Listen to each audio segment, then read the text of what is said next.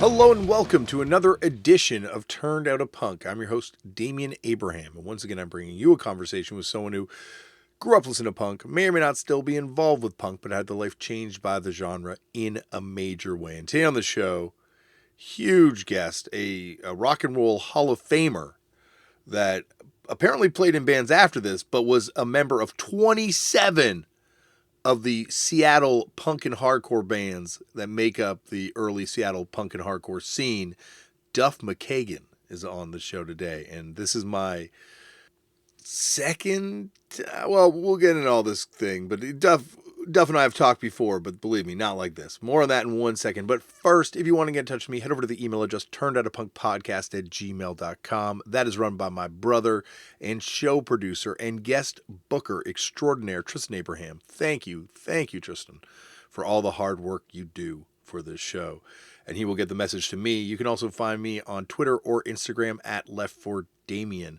There are a YouTube page, a Facebook page, an Instagram page, and a TikTok page, all for this podcast. And those can be found at Turned Out a Punk on those respective platforms. And stuff gets put up there, videos and whatnot, and the like. So check those things out. Also, the podcast gets posted on YouTube too. So if you're one of those people that has to listen to a podcast on YouTube and are suffering through this on another platform right now, don't worry. It's up there on YouTube too. If you would like to support this podcast, just tell all your friends about it. Let everyone know that we do this podcast here each and every week, twice a week now. There's going to be episodes going up of different types. They're not always going to be sort of these actual Turn Out a Punk proper episodes, but we got 2 episodes a week now. We're going full bore with this podcast, so tell your friends about it. And speaking of going full bore, I go full bore in a band that I play in called Fucked Up.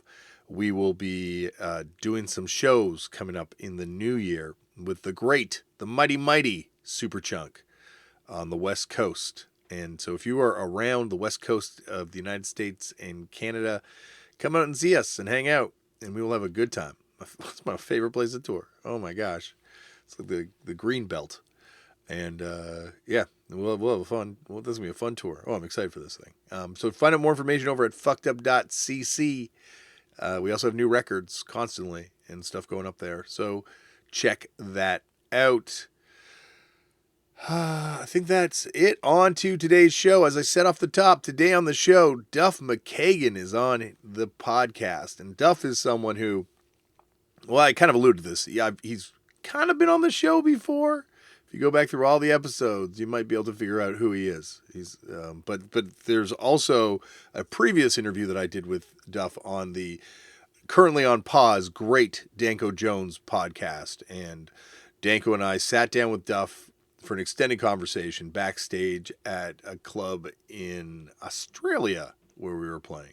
They were playing. Danko Jones was playing, and I don't think Duff played that night. I think he just came to the show to see Danko play. Anyway, it's a fantastic episode. I think it's still up there if you look up the Danko Jones podcast on your podcast provider and go way back. I think like 2014 maybe. I don't know.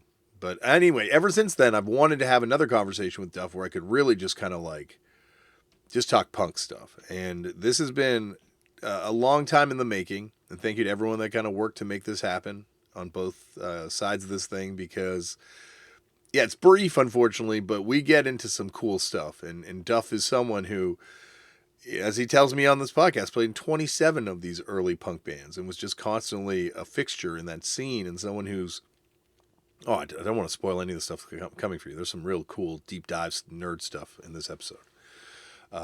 But Duff does have a brand new solo record called Lighthouse, which you can check out now. I believe it's a self-released album, if I'm not mistaken. And you can find out more information at duffonline.com. It's up streaming everywhere. Great record. Features some incredible guest appearances and cameos and collaborations with the likes of Slash, Jerry Cantrell, and of course, the great Iggy Pop. But we talk about this in a second. Iggy Pop stuff. You'll hear this. I'm not going to ramble on anymore. Sit back, relax, and enjoy Duff McKagan on Turned Out a Punk. Duff, welcome to the show for the first time ever. course. Very Thank you excited to for talk. having me.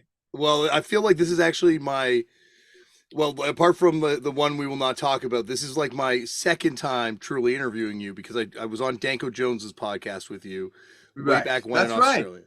Yeah, and that I feel like I kind of scratched the surface of this early Seattle punk conversation with you that I've been wanting to have for, well, decades at this point. So finally, it gets to happen Yeah. today. Yeah. Cool. Let's go. Well, I got to start it off the way they all start off, which is Duff. How'd you get into punk? Do you remember the first time you ever came across it? I mean, yeah, I mean it was early. I'm 59. So and I was a young punk. I was a young kid, like 13 years old. The older kids were 18.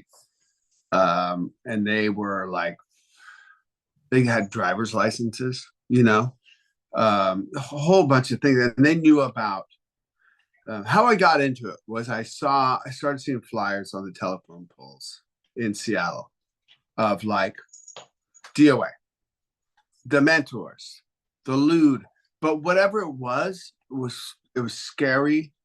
Um, but I knew it was speaking to me, and I was the last of 8 kids. I listened to all my older brothers and sisters' music, which was killer. I'm talking like Sly and the Family Stone and James Gang and Led Zeppelin and amazing, right? Great way to grow up. The Stones, Beatles, all of that. But I always, like these people are really old compared to me. All these, and suddenly I saw this kind of younger thing, and then I met a guy with a pink mohawk. He was a friend of a friend, and he asked me to be in. Hey, you want to play in a band? And that turned out to be Chris Crass, who was the guitar player for the Veins. He knew that I played drums. He knew I played bass. He knew I played. You play all the stuff. And I was 13. I'm like, well, yeah. And so we formed a 3-piece band. Our first gig ever was opening for Black Flag, Ron Reyes version. 1979, I guess. Yeah. I think Ron was only in the band Black Flag for, Decline. Of course, he was in that, but I think he only did that one tour too, right? Like they went up the coast and then in Vancouver, I think that's when it. that's the one. That's the one I did. Yeah, Yeah. I mean, Seattle. We just did Seattle at Washington Hall. But before all of that, when I entered into this band with Chris Crass, and then we got my buddy Andy to play drums, Andy Freeze, and I was Nicotine. This is '79. It was a lot more innocent, and it was a lot of fun. Pogoing and all that shit before slam dancing even. I started to go see all these great shows, and the people that were like my mentor at that point was Kim Warnick from wasn't even the Fastbacks yet. She's still my mentor to this day. She's bass player from the Fastbacks. She was 18, she had a car, she had a cassette player which she'd make mixtapes, and she would like turn me on to the Sweet, 999, the Clash, Slade, and then Stooges and MC5. Kurt Block from the Fastbacks turned me on to the Stooges and MC5 and gave me this history lesson as I remember. The Stooges and MC5 and Slade and Sweet and T-Rex and and then it Dolls, and then it pops over here to Ramones and Pistols. Anyhow, I got my history lesson, but I started listening to a lot of Stiff Little Fingers and Exotic. If you're in Seattle, that's Exotic. I didn't know what a Suspect device meant. You know what I mean? Yeah. My mom, we're Irish family. My mom heard me playing that record, and she came in and what is this? And she looked at the cover, and then she started, these poor boys. I'm like, what do you mean these poor boys? They're in the Troubles, and then she explained it. So I got history lessons from punk rock, and anyhow, I got in. That's how I got into punk rock. I could talk for 3 hours. Dude, this is like everything you talked about there. I want to dig into more. First of all, Veins are an unbelievable band. That 7 inch is so good, like just so raging. And Chris winds up playing, I think, in that band, the Max, too, right? At some point, I think he played Yeah, drums in it. Macs. Yeah, Yes, he might. I think he was in the Max. Yeah, for sure. There were so that many cool little those side bands or whatever. You yeah, know. tons. It's amazing when you and because you brought up all these bands, and one that you didn't bring up that I'm interested to talk to you about is I find like with Australian music, like Yeah. AC/DC is just kind of woven into the DNA. And in the Yeah. same way with Pacific Northwest rock and roll, I think it's like the Sonics and the Wailers and that kind of stuff is like in the DNA, and it's kind of like Yeah. so foundational. And I think like that's proto punk in the same way, the Stooges and the MC5 are. Well, I mean, funny enough. Okay, so we're talking about the Sonics. So I told you about my older brothers and sisters' music. One of my older brothers was in a band. He taught me how to play my first chords and made me keep time on the drums, and I was like sixth grade. And you wanted to be keep time, you don't want to fuck up because it's all the older cool kids, right? So you get better playing with older people. And but one of his records, because I think it was just a Northwest thing, he had the Sonics. And on there, I knew how to play records from really young and real, like reel to reel tapes, because you had to if you want to listen to music. Mhm. And the Sonics, I would just if you're 5, 6, 7 years old, the witch is kind of everything because to you it's a real witch, like in the, it's not like some chick. I didn't even imagine it being that. I thought it Yeah, was about a witch. a It was literal witch, like like Wizard of Oz. Halloween Yeah. witch. Yeah, yeah, yeah. Wizard of Oz, that type of thing. So yeah, that record, it's woven. Like we in the veins, we played the witch. Oh, you guys That did was that? one of the cover. We covered the witch Oh, that's awesome. with Chris Crass singing. She's That's got long black hair. Uh, and but you're right about. And then I asked Iggy, because I played on a couple of records with him. I'm not trying to say I know Iggy, well, he, but he sings on your new record, so you kind of know him. I do. But I still ask him the dumb questions. Oh, you have to. What did the Stooges? What were they influenced by? I asked him that a long time ago. That's how I talk when I talk to Iggy. And he said, "Man, the Sonics were a big influence to us." I'm like, so I start piecing like you just did, piecing. Okay, the Sonics, Stooges, totally makes sense why I love the Stooges right off the bat.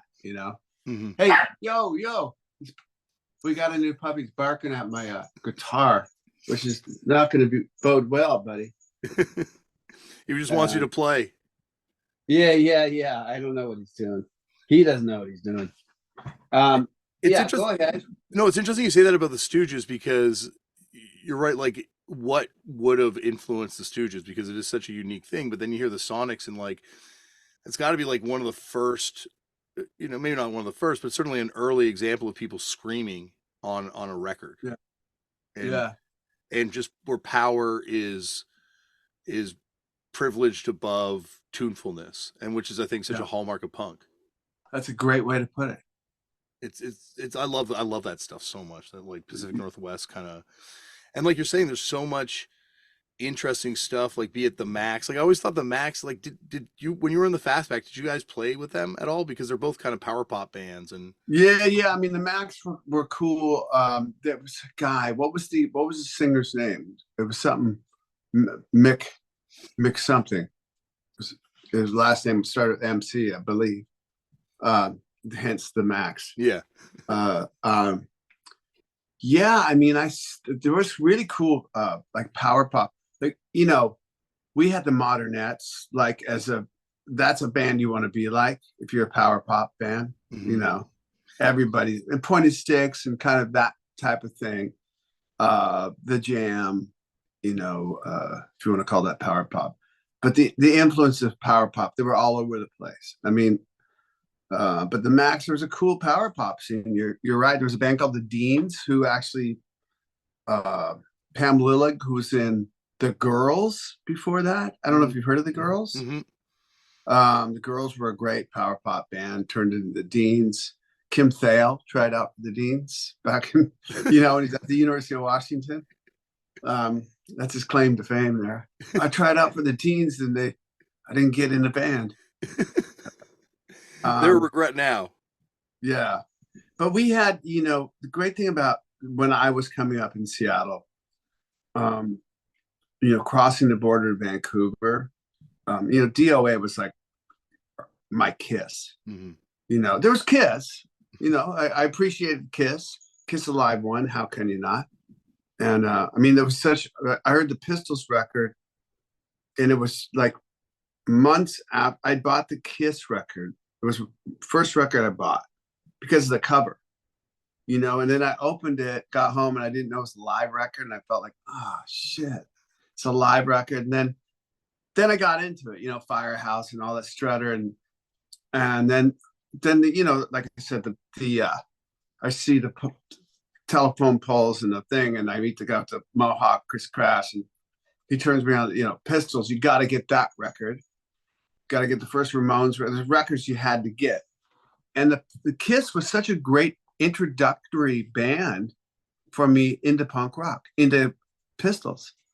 3 chords, mid-tempo rock like Kiss, different subject matter and different all that. But it was it was understandable parlay, from Kiss to the Pistols for me at 13. And I always look at Kiss as being something that kind of comes out of the New York Dolls in a way, and it is almost like proto-punk in New York. They're kind of playing on like in the same sort of world the Dictators and all these bands are kind absolutely, of absolutely. Yeah. So we were talking about power pop, and I started to bring up DOA. That's where we're at. And so DOA would play in Seattle. Then we'd start playing gigs up in Vancouver at the Smiling Buddha, all the time. And Smiling Buddha was this little crappy club that didn't really care how old you were. It was down in a bad area. It's a bad area still. It's actually worse in Vancouver, Hastings.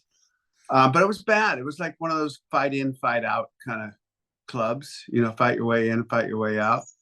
Very tough.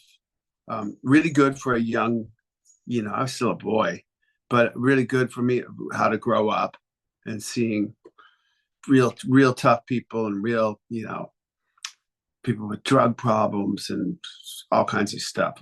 Eye-opening. But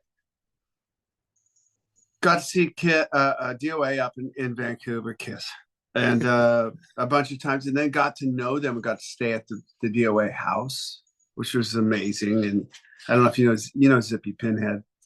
Was right, yeah, of course. Zippy became my brother. Randy Rampage was too big of a deal for me to call him. He was fucking Randy Rampage. That's God level. He floats on a carpet and biscuits and shithead and but we got exposed to, like I said, the Modernettes. Subhumans were so good. And so good. Pointy Sticks. There was just so many cool bands, and the scene was very Vancouver, BC. There was a lot of influence from the BC back then. Mm-hmm. Still, the British. Mm-hmm. I saw the Professionals. We actually opened for them in Vancouver, the Fastbacks, when I joined that band. Was that when they would have been filming the Stains or something around there? They must have been. I talked to Steve about this gig, and I think they were. They couldn't get into the States because Jonesy had like a drug bust. Yeah. Yeah. So played the Commodore, but God damn it, man. When I saw Paul Cook and Steve Jones walk in, sound check, I was like completely, what do you say? It's like Robert Plant and Jimmy Page, Yeah. To me, there's no difference. I also think that Professional record, and I'm sure I've read Steve Jones say as much, but unfortunately the drug problems were so heavy at that point, but those songs are so good, and that band Just Another Dream is just a Little Boys in Blue, that song is just so, there's just so many killer tracks on that. It's funny. So let's see. It would have been like I was kind of in high school. I kind of wasn't. But me and all my friends who would have been my high school grade, guys and girls, bunch of us. The Empire record. Yes. Oh my God. The Empire record and the Professionals were the two go-to records. That was everything, because that was kind of the next phase. That's 1980 now, 1981, 82, maybe even. I think 81 that record comes out. Yeah. 81, let's say 81. And if you look at my Roosevelt High School senior yearbook thing, the senior class, you'll see above people's pictures or below them where they have quotes. You know, people have quotes if you're a senior. There's so many Empire quotes in there. That's wild, because like, yeah, you know about the influence of that record on the DC scene, right? Like that. I've heard about it. Like Ian MacKaye and all those people, when they kind of like, as Minor Threat's kind of running its course and they're looking for what's next, like it's that Empire record that really is like the foundation of that whole sound. It's such wore it out. It's a record that I think was like a critical flop at the time, you know, or certainly a commercial flop at the time, right? Like the lesser half of Generation X, but the influence that thing had through Seattle and through DC, it's wild. Yeah, that chorus guitar, you know, I mean, really that, and the magazine bass on the band magazine is where you'll hear like on Appetite, I hear my bass sound, and I use chorus on a bunch of different songs, Appetite and Illusions. And that directly came from me asking Kurt, how does he get that sound? That's a chorus box. What's a chorus box? So I discovered chorus and never looked back from Empire and magazine. That's wild. That's amazing. Not trying to insert myself into the story. I wasn't. No, please. That's what I find fascinating about this whole thing, is also because like you're like the utility player amongst these Seattle bands. It seems like you were in like a dozen different punk bands recorded. Yeah, I was in I think 27. I counted them. I mean, some of them were very short-lived, or as you call them, fuck bands. You know. Yeah. It's interesting. It's like, so it's like Seattle and Vancouver. It seems like, from what you're saying, and it seems like this relationship is maintained, but it's almost like one scene in a lot of ways. I mean, it was definitely two different scenes. Vancouver was the greater of the two, for sure. During that 78 through 77 through 81, Vancouver had places to play, great support system. Seattle had a great support system with bands, like, and you know, in what I mean by that is you could borrow other people's guitars, amps, the rehearsal space, the trading of ideas and chords on the guitar, and how to play this thing and that, and drummers watching other drummers and bass players watching. You know, it was just really, everybody was in it together, you know, because it was punk rock and it was our thing, and let's all make each other better. And I think we learned that, a lot of that, from Vancouver. You know, it was just so supportive of each other. So it's just a natural thing. Seattle never lacked for really good players. I mean, my band 10 Minute Warning at the end had, you know, Greg Gilmore on drums, who went on to Mother Love Bone, of course. Paul Soldier on lead guitar. Soldier's a legend, you know. And he was such a smooth fucking guitar player and so cool. And we had David Griggs on bass, who was like this Alice Cooper, you know, Killers era, like bass player, super rad, super inventive and rad, a Mose Wright bass. And I played rhythm guitar, and we had this singer, you know, Steve Swad, who was this kind of long hair, and and just wore like leather pants and nothing else. Just like, wow, poor Silver paint on himself. But there was great players, great imagination, people trying to push the limits. Hardcore came in and came out. Hardcore brought in all the, as you know, this story.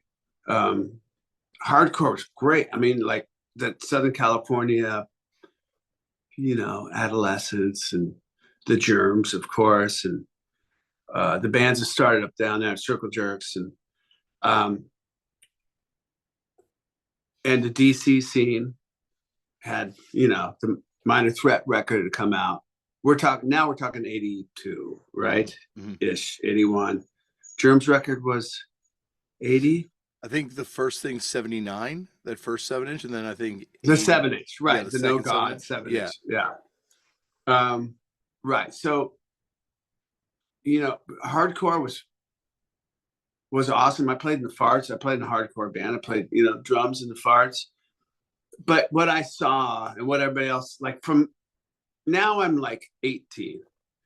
Now I'm one of those 18-year-olds. Now I'm not 14 or 13 anymore. And you saw the punk rock was so all in it together, except all the weirdos and the striped people and the, guy with the ear on the top of his head. It didn't matter who the fuck you were.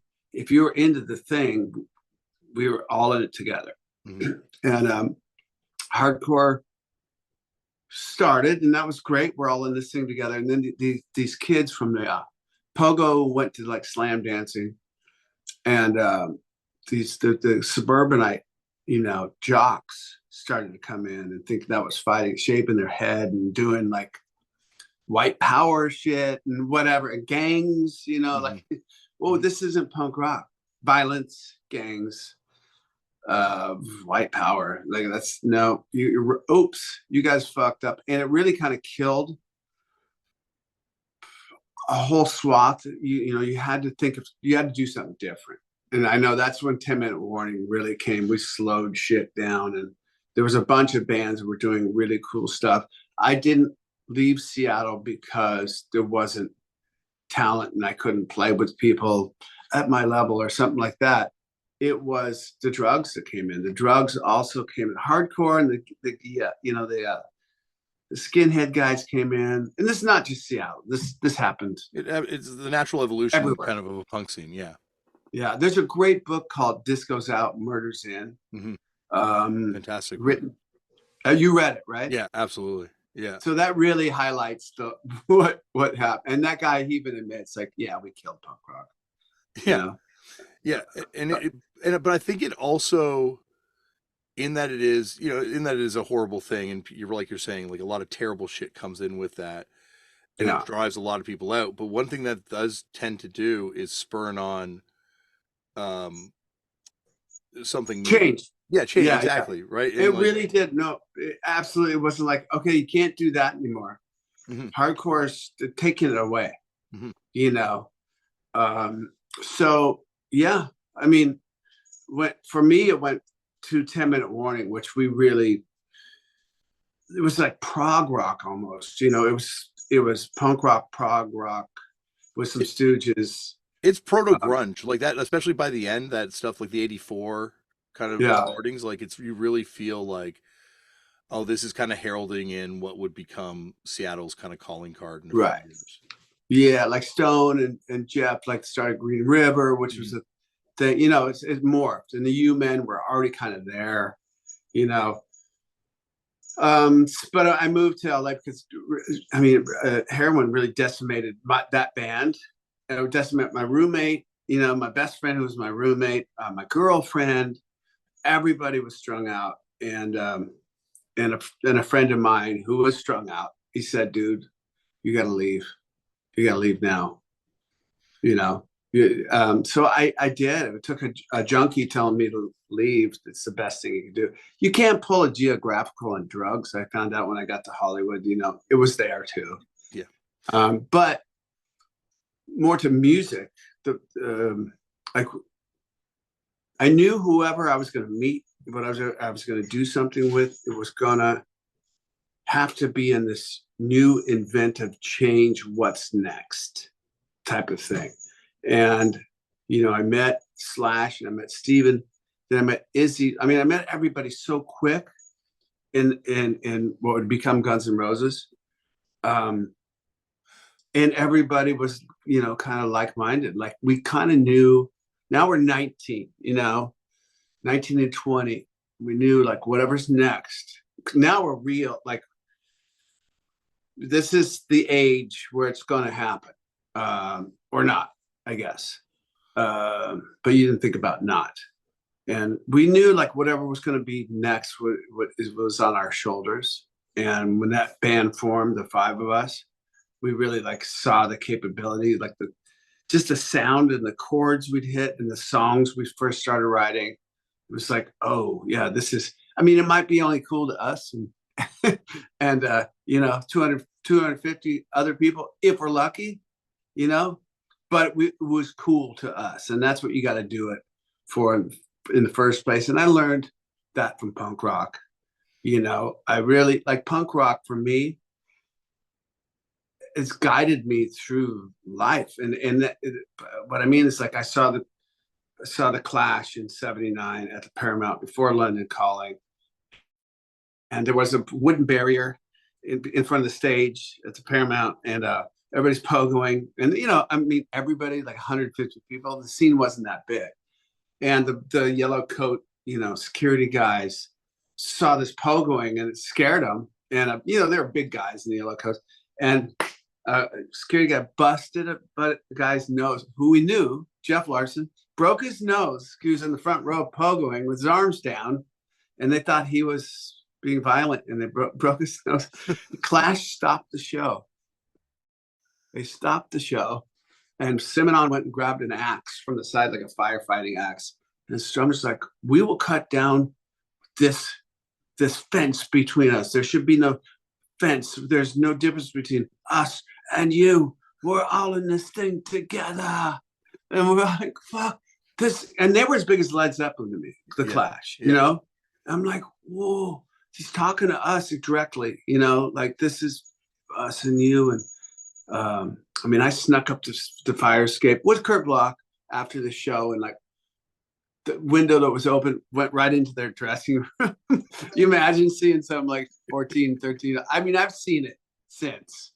And then whenever I see a kid like sneaking back, I'm like, come on in, because they were so nice to me. Yeah. Hey, how you doing? Probably they're like, okay, we'll give this guy 5 minutes and then he's got to be out. But they're very nice. But that gig to me, we're all in this thing together, and just doing it your own way and believing in yourself and believing in kind of an ethos of purity and all-inclusiveness and, I don't know, badassery. Like, remember, like Motorhead, Ace of Spades happened in 1982. Killing Joke happened. Yeah. All these killer fucking things happened in there. So that really flavored everything. And punk rock, to me, back to punk rock, what it did for me, like the punk rock ethic took me through the rest of my till now. I raised my kids with a punk rock ethic, Mm-hmm. Be a badass, put your chest out, put your head up, you're a badass. To my girls, to my wife, with my wife, it's helped me be like not be a fucking prick, or, something, or snap or do some shit, like just be cool and take it in. And what can you do to make this situation better? What's the solution? Let's get to the solution. And that's punk rock, man, so it's a grounding. Like, that's how I knew when we were on that Soundwave tour that if I went into your dressing room and I knocked on the door and said I wanted to talk to you about the Fartz, that you were going to be cool. Because even though you're one of the biggest rock stars of all time, you come from this thing that we're all part of, and it's like a continuum that draws interesting, weird, cool people and gives them permission to just make whatever they want to make. And it's music a Yeah, lot of times, but sometimes it's like art, sometimes it's film, sometimes it's fashion, but it really is like this fascinating thing that just kind of continually exists and kind of like you're saying grounds people and like exposes you to politics, exposes you to like, in America by the Fastbacks, like, talk about right. an incredible worldview of a song Yeah, written by like teenagers. And it's like, teenagers. it's what an amazing genre that we have that kids can write these kind of songs and they can still be relevant years later. Yeah, the kids then grew up a little faster. We're a bit more, or I think we're probably a lot more aware of, like you said, politics and sort of the zeitgeist of, not to use a big word, but of the feelings in America in that case, right? Hmm. Hmm. The kids were just, it was just more grown up. I felt like I was a full adult by the time I was 15. Like, okay, I had a job, got an apartment at 16, like you just grew up a little faster.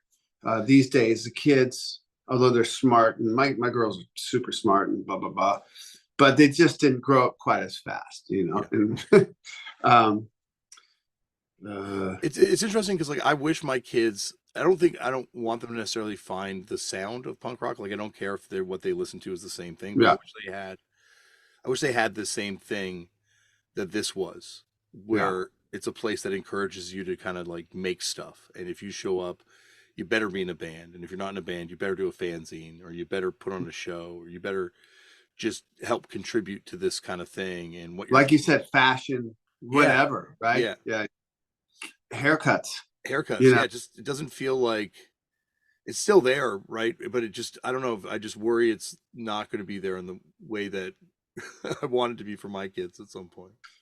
Yeah, it's funny with my girls, my oldest Grace, like she listened to, it was like Taylor Swift, Justin Bieber, Hmm. that stuff from 12 and 13. Then she got it into EDM. So I was like, "Ooh, all right, where's she going here?" And then one day I walked past her bedroom, heard Johnny Thunders and the Heartbreakers. Oh my Not gosh. from me, not Yeah. from me. And we did a trip to New York and we saw that movie CBGB's. It's not a great movie, but Steve Bay, not, Cheetah Chrome was there at the screening, and like he's in the movie or whatever. So Grace is like, I said, and I know Cheetah Chrome, and Cheetah came over after the movie, and I said, "Hey, Grace, this is Cheetah Chrome from the movie, Dead Boys." She was like, "Oh," and her friend went back to the hotel room, and they because Iggy was in there, and they listened to Fun House, and their room was next to us. And we just heard all this like craziness and fun. And I go in and they were jumping up and down on the bed. And Dad, how come you never told me about Fun House? This is the best record ever. And I was like, oh, I didn't play that stuff. I didn't like force that music on it, but it came to him. Hmm. And then May kind of like my younger one was like, okay, well, this is the cool shit, Yeah. Blondie and, Johnny Thunders. And Yeah. I want the so Fastbacks to be talked about more and celebrated more. Like, talk about an amazing band for kids to get so into. they made a new record, man. They never got bad. They were like one of the few bands that never got bad that existed for this. Like, like what a run they've had. I Because think they have a new record. I that's got to awesome. hear it. That's awesome. And I think it's their best record they've ever made. That is a bold statement. But, I believe it because like, they're like pop geniuses. Like, that Yeah. group is like right from that first single with you on drums all the Yeah. way through. It's just like hot track after hot track, Ramones Yeah. level. They're just, fastbacks. Yeah. You always have to have fastbacks in there. They were the thing that everybody always liked. Whether you're a hardcore dude or what, the fastbacks were always cool because they were it was the real deal, the real thing, sweet, innocent, in your face. Um, you could like Kim Warnick's just fucking American badass. Kurt is the mad genius. Still is. I mean, I go to Kurt's house and it's still like a punk rock house. Guitars everywhere, beer cans, and it smells like weed and coffee, and like that old smell, like smells bring you back. He's got his like studio downstairs, records up on the wall, them 5 zillion records, and it's just super fun. Like you go, his porch is like mic stands and shit that won't go in the house. Yeah, Yeah. that's awesome. It's a yeah, like it's a testament to the fact that here's this band that kind of like never really fit in sonically, I guess, with like any one thing, but still is No. like the best band in town. Yeah. The Cheaters Yeah. were amazing too, right? That's the pre. Cheaters. Yeah. Cheaters were Kurt and Al Block, the brothers. Scott Dittman, who he passed away.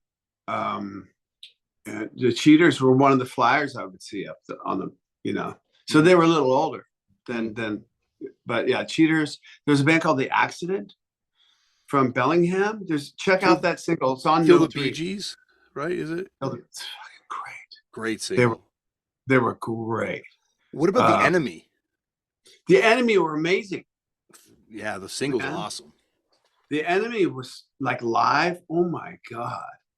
They were like, oh, they're going to be like huge, because they were all like really professional players, or whatever that means.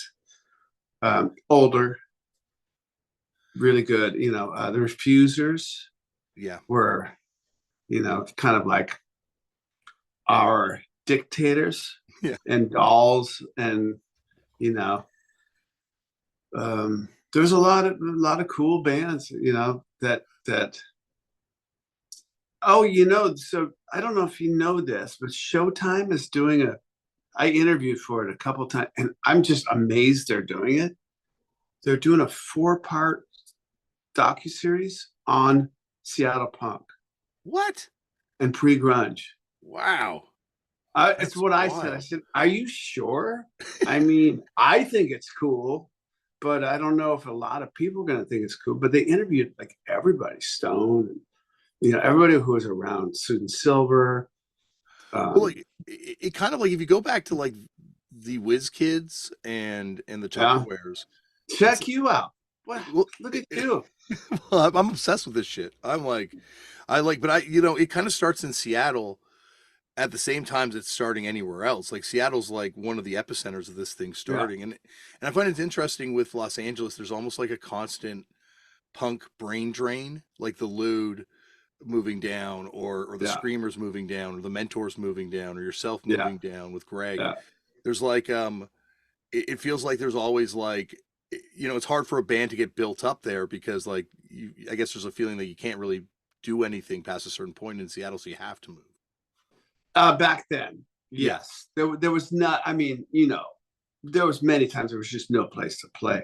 Most of the time we'd have to rent out a Union Hall or something to have a gig, which is all good and fine when you're, but not having a place, that means just your friends are coming to the show. There was no place to play where you could make the next step. You could open for Fear when they're coming through town. You could open for, if you're lucky. Mm-hmm. Well, there's a dance ordinance, right? Like you couldn't have teen dances or something in Seattle. There was a thing for, they tried that for like Footloose. Yeah, they just, there was this place called Danceland USA. It was a punk rock place. It was great. It was up a flight of stairs off First Avenue.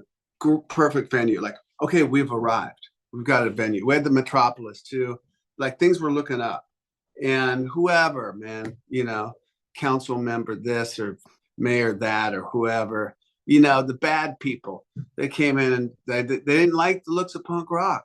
Mm-hmm. Back then that's everything. You got beat up for being punk rock by the car full of jocks passing down the road, mm-hmm. Drunk. Hey, punk rock. Yeah. I got the shit beat out of me 4 different times, like badly, for just looking different. So the looking different thing there was a bigger gap by far back then. Now you can be, obviously, there's punk rock clothing stores at the mall. There just wasn't that. You made your own shit. back in the day. Anyhow, It was threatening. Anytime I think anyone chooses to stand in opposition to the norm, it scares people, and yeah, violence is sadly a reaction that a lot of people end yeah, up going to.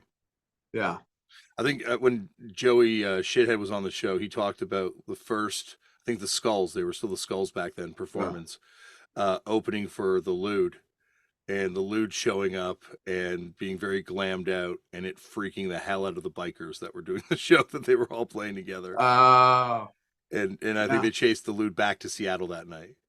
right.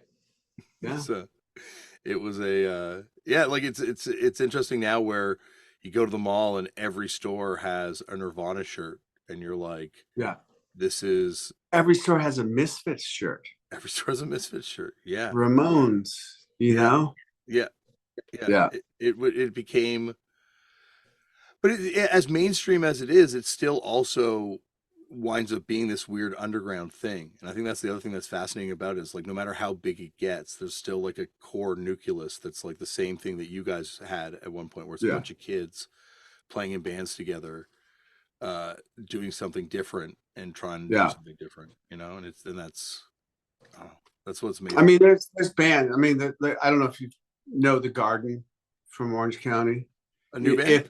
If they've been around for about 6 years. Okay. They're twin brothers. Okay. There's two of them, and they do. I think their dad has been a roadie or something for X for like 40 years. Yeah. And these two guys, they're so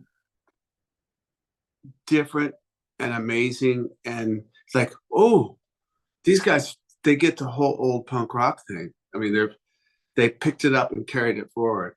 Mm. So there is, like, once in a while there's some little group, like, and okay, the dad worked for X forever, so they get like all that stuff. The kids, they play hockey. They're 6'4" each. They're amazing musicians, good looking guys. They wear like weird Joker makeup and stuff. I've seen them. I've seen them a couple times. Their videos are amazing. Well, like, or the Linda Lindas, where they're like, I was talking to them, and I'm like, how old were you when you went to your first show? And it's like, oh, I was at Channel 3 when I was like 2 years old. So Wow. like, their parents were punks, so they kind of grew up. Yeah. Like you're saying, Yeah. there's like a generation of kids now that, like you said, you raised your kids with that values, and I kind of try to. My wife and I raise our kids with that kind of value system, where Yeah. these kids, whether or not they're into it sonically, they're kind of raised within punk. Yeah. Yeah. Yeah. Yeah. At Roosevelt High, that high school, to me, the real rock and roll high school that you went Yeah. to, were you in any classes with Sir Mix-a-Lot? I'm sure I was. I You mean, guys are the same age. yeah, yeah. No, he was at school. I mean, Yeah. I remember there was like this, like, rap contingent, and they wore like the iron-on letters on the sweat jacket, and they're super cool. Like, punk rockers liked rap, and the rap guys liked the punk rockers because it was all new and fresh and cool, right? And in New York, it like very much came out of graffiti. Like the same energy that's giving hardcore is giving early hip hop too, and like the Yeah, same people are writing graffiti that are into both worlds and stuff. So right, right. So yeah, I mean, I definitely knew who he was. that's awesome. Well, and Yeah, also because Nikki Sixx is there too, right? And El Duce. he's older. They're older, so Okay. they weren't there while we were there. Okay. No, they were. I think Nikki's was probably maybe 5 years older than me.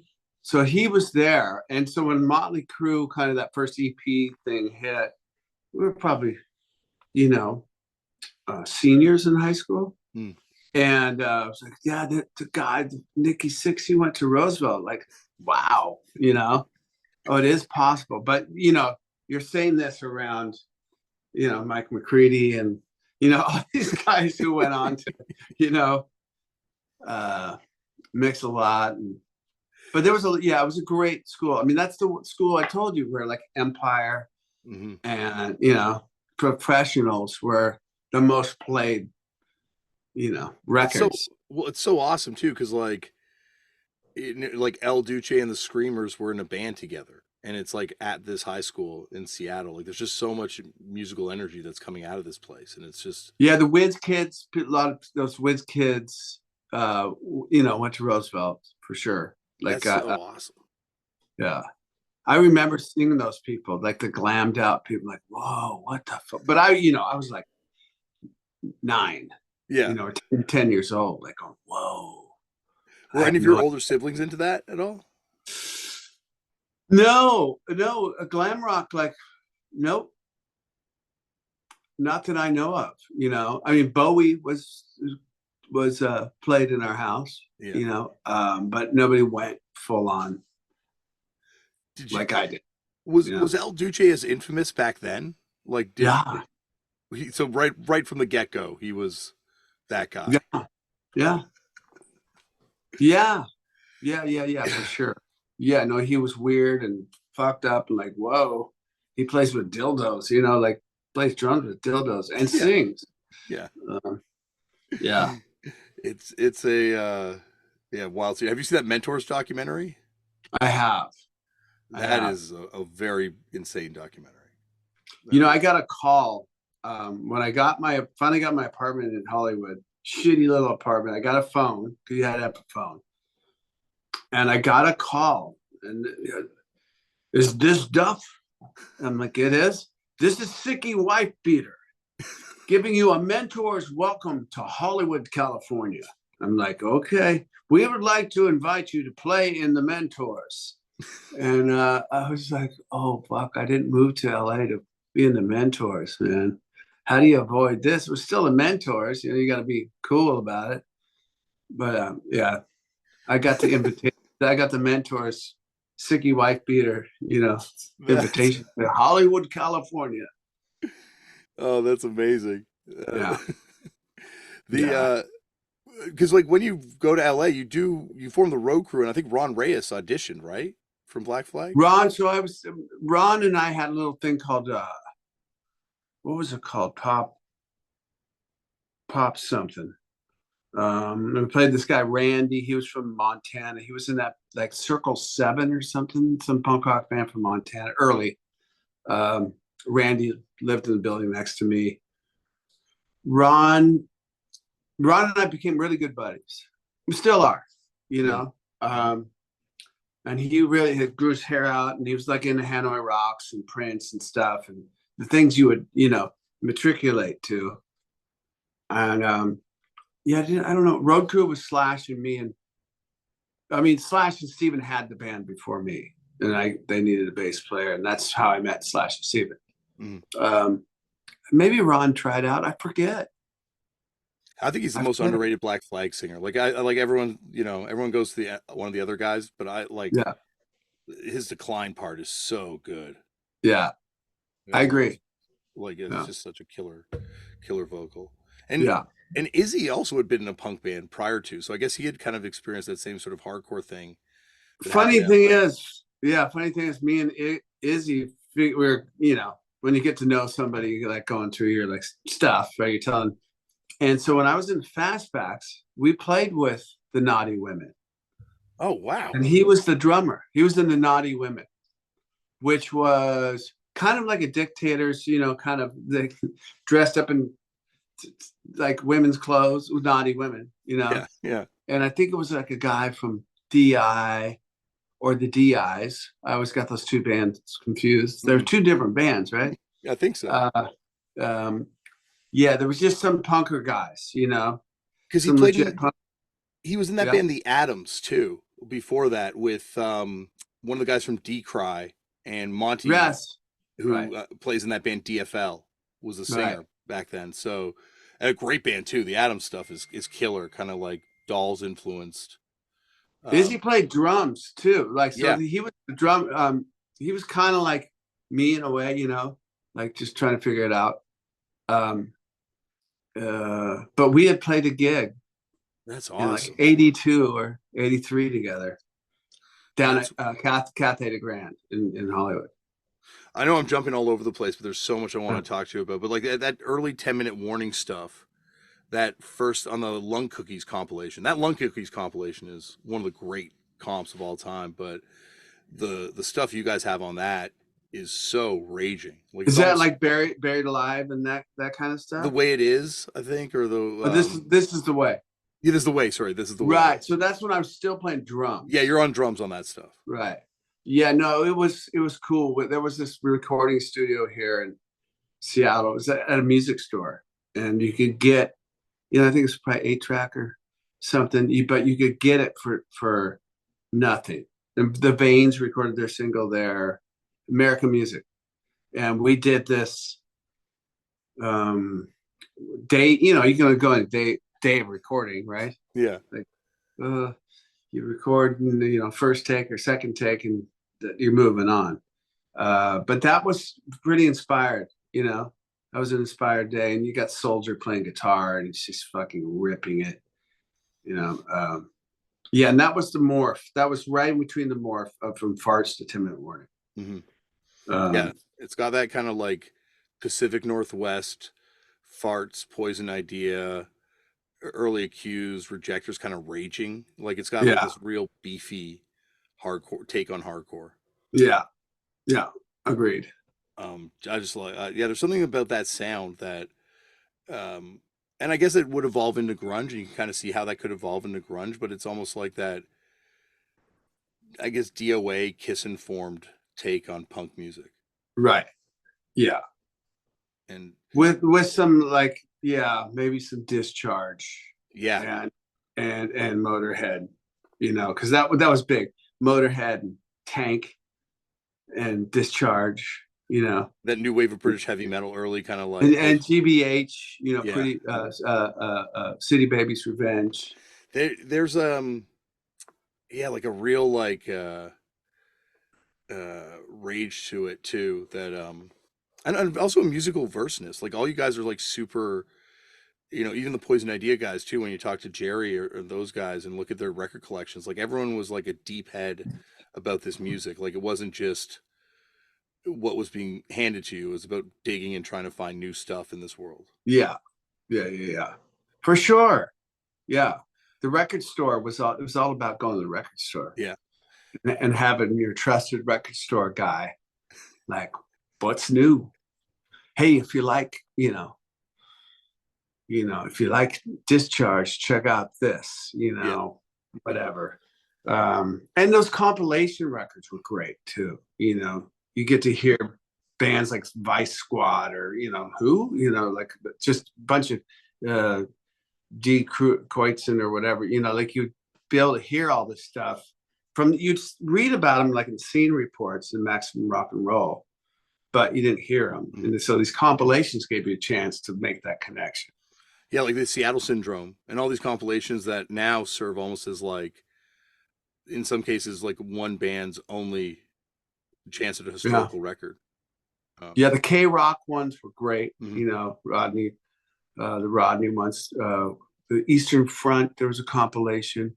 There was a ton of them. There was just a ton of them. And there were some really, really good ones who the curators of these comps, how somebody put together a comp, because they were just our age, how did they figure it all out?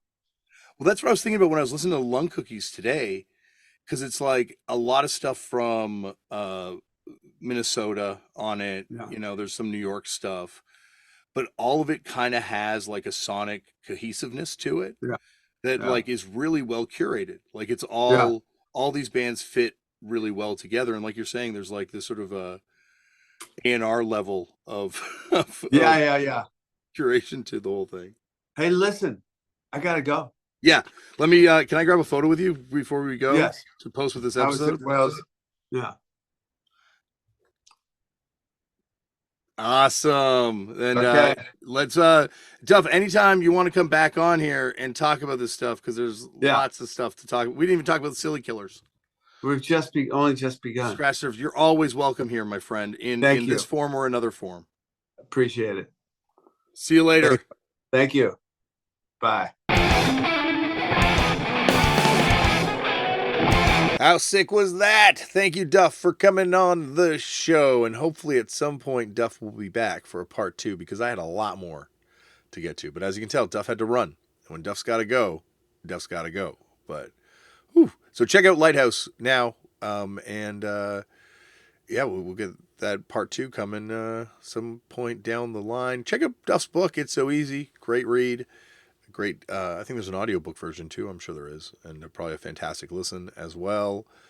And check out Dango Jones's podcast and get on him to bring it back. I'm on him all the time to bring that thing back. But that is a Black Coffee Brigade. That was the name of our crew that we were all part of through Dango's podcast.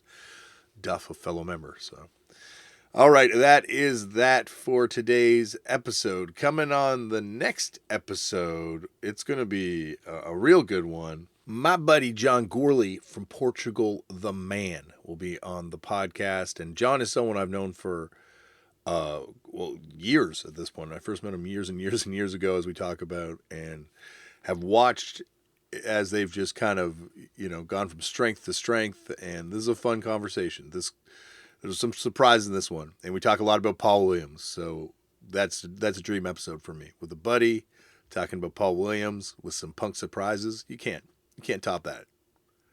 All right, well, that is it for today's episode. Remember, as always, Black Lives Matter. The lives and issues faced by Indigenous peoples all over the world matter.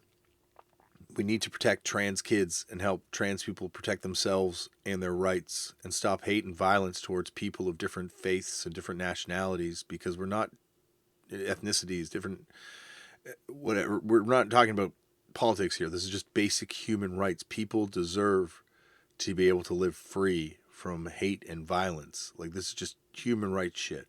So if there's organizations that are affecting positive change in your community or in the world around you, get involved. And if there's things that are moving you, see what you can do to try and help. And I don't know, it can feel overwhelming. It can definitely feel overwhelming. And maybe there's a way to mitigate that by getting involved and, doing that work. Speaking about getting involved, though, if you want an escape from everything, get involved in punk. Get involved in your local scene. There's shows happening. There's bands happening right now wherever you are. And these are people that are, making art from a very pure place. And you can do it too. Anyone can be in a band.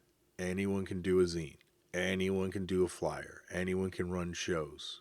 And it gets better when you get involved. Speaking of getting better, try meditating. I know it's something that people have known about for years, and maybe something you tried and been frustrated with. That certainly was my experience. But when it does click, it really is incredible what it can provide for you. And I got to remind myself to do it constantly. And when I do, I'm grateful to have done it. And finally, sign your organ donor cards, because by the time they come looking for those organs, you don't need them anymore. And it can make miracles happen. I've seen it happen. And that's it. Try and stay positive. Try and stay safe. And I'll see you on the next episode. Thank you for listening.